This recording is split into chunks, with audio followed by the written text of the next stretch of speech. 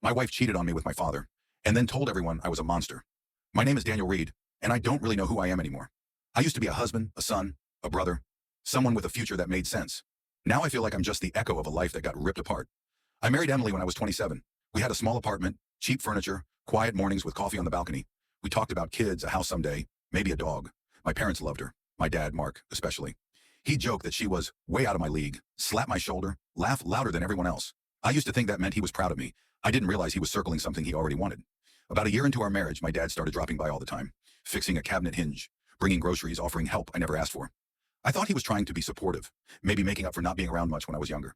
I didn't see the truth hiding in plain sight. The first moment my stomach twisted was the afternoon I came home early from work. The apartment was silent. My dad's boots were by the door. Emily said he had left a few minutes ago, but her hair was messy, her shirt inside out, and she wouldn't look at me. I swallowed it, told myself I was being paranoid, told myself I trusted them. Trust is a gift you hand over blindfolded. And sometimes you only realize who you gave it to when it's already too late. A few weeks later, everything broke. I came home late one night. Our bedroom door was locked, something we never did. I heard whispers, the sound of someone moving. When the door finally opened, the window was wide and my father was suddenly in the hallway, pretending he'd just arrived to check on something.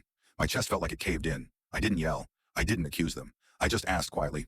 "What's going on?" Emily cried. Said I was imagining things. My dad looked at me like I disgusted him and said I needed serious help if I could even think that way. But the room felt heavy with lies, like the air itself knew what I wasn't allowed to say. I slept on the couch that night. I heard them talking in the bedroom. Not frightened whispers, but sharp, angry ones, planning something.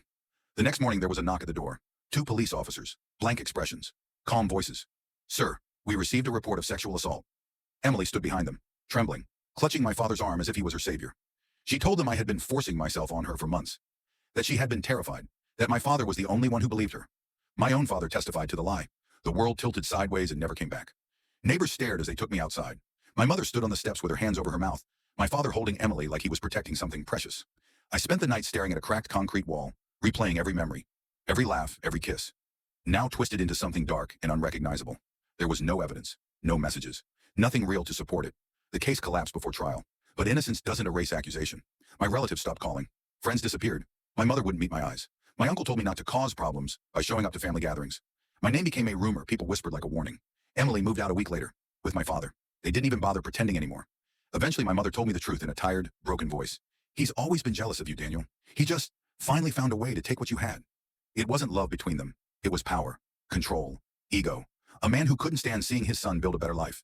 And a woman who burned everything to justify what she'd already chosen.